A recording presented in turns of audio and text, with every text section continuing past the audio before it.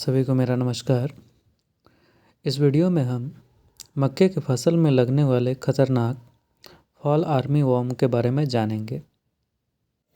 किसान भाइयों, 3 साल पहले अफ्रीका में मक्का की फसल को पूरी तरह से बर्बाद करने वाला फॉल आर्मी वॉर्म भारत के कई राज्यों तक पहुंच चुका है। अगर समय रहते इसकी पहचान और नियंत्रण नहीं किया गया तो आपके मक्के की फसल को काफ़ी नुकसान हो सकता है। भारत में इस कीट का असर सबसे पहले 18 मई 2018 को कर्नाटक राज्य के शिवमोगा में देखा गया। बाद में यह संपूर्ण भारत में फैल गया। इसके केसेस भारत में कर्नाटक, तमिलनाडु, छत्तीसगढ़, उत्तर प्रदेश, पश्चिम बंगाल और बिहार के अलावा अन्य राज्यों में भी देखा गया है। यह कीट सबसे पहले पत्तियों पर हमला करती है। इस कीट के आक्रमण के बाद ऐसा प्रतीत होता है जैसे पत्तियों को कैंची से काटा गया है। एक बार में ये कीट 900 से 1000 अंडे देती है, जिससे इसके लार्वा बहुत तेज़ी से आपके मक्के के फसल को नुकसान पहुंचाते हैं और काफ़ी तेज़ी से इसके लार्वा फैलते भी हैं।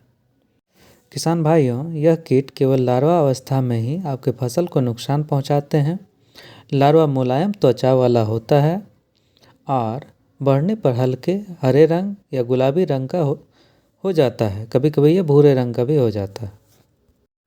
किसान भाइयों, इसकी रोकथाम के लिए इस कीट का पहचान होना बहुत ज़रूरी है और इसकी पहचान के लिए आप अंकुरन अवस्था से ही अपने मक्के के पौधे का अवलोकन करें। कीटनाशक का चुनाव लार्वा की वृद्धि की अवस्था पर निर्भर करता है। जब लार्वा प्रारंभिक अवस्था में होता है, प्रारंभिक अवस्था से मेरा मतलब है कि लार्वा के कई स्टेज होते हैं बढ़ने का, तो हम उसे कई अवस्था में बांटते हैं। तो उसमें अगर पहली और दूसरी अवस्था में है तो हम उसे प्रारंभिक अवस्था कहेंगे। और इस अवस्था में ये लार्वा पत्तियों को खुरच कर खा जाते हैं, जिससे पत्तियाँ सफ़ेद और कागज़ की तरह दिखने लगती है। इसकी रोकथाम के लिए किसान भाइयों, प्रति हेक्टेयर 100 लीटर पानी में 100 ग्राम कार्बोरिल 50% WP का उपयोग कर सकते हैं। किसान भाइयों, इसके बाद हम लार्वा के अगले स्टेज में आते हैं। ये 3rd स्टेज होता है, जहां लार्वा में खाने की प्रवृत्ति काफ़ी बढ़ जाती है, जिससे ये पत्तियों को खाने लगते हैं और पत्तियों आपको कटी छटी दिखने लगती है। इस अवस्था में क्योंकि ये पत्तियों को खाने लगते हैं, इसलिए पौधे को ज़्यादा नुकसान पहुंचाते हैं। तो अब हम ये देखते हैं कि इस अवस्था में हम इस लार्वा को कैसे कंट्रोल करें। इसके लिए किसान भाइयों, आप स्पिनेटोरम 11.7% SC ये दवा उपलब्ध है। इसका कंपोजिशन है ये स्पिनेटोरम 11.7% SC, जिसकी मात्रा होगी 0.5 ml प्रति लीटर पानी के साथ मिला के आपको छिड़काव करना है। इसके अलावा दूसरी दवा मैं बताता हूँ, क्लोरेंट्रानिलिप्रोल 18.5% SC। इसके छिड़काव की मात्रा होगी 0.4 ml प्रति लीटर। तीसरी दवा किसान भाइयों आप लिख लें, थायोमेथोक्साइम 12.6% प्लस लैम्डा साइहेलोथ्रीन 9.5% EC।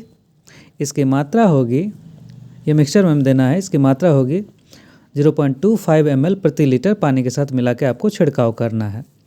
तो ये तीनों दवा जो मैंने बताया, इस तीनों में से किसी एक दवा का आप छिड़काव करें उचित मात्रा में, जो मात्रा मैंने दिखाया आपको बताया। किसान भाइयों, अब हम फॉल आर्मी वॉर्म के लार्वा के 5वें स्टेज की बात करते हैं, 5th स्टेज का।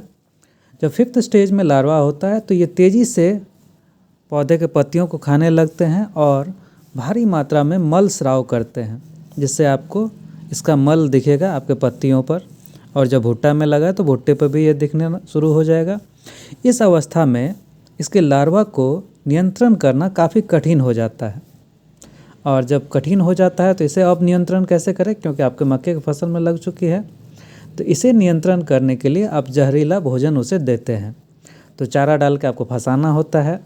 तो इसके लिए आप क्या करें, आपको एक उपाय बता रहा हूँ।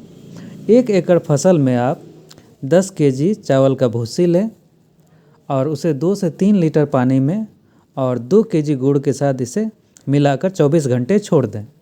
इसके बाद खेत में प्रयोग से पहले 100 ग्राम थायोडिकार्ब 75% WP मिलाएं और इसकी गोलियां तैयार करें।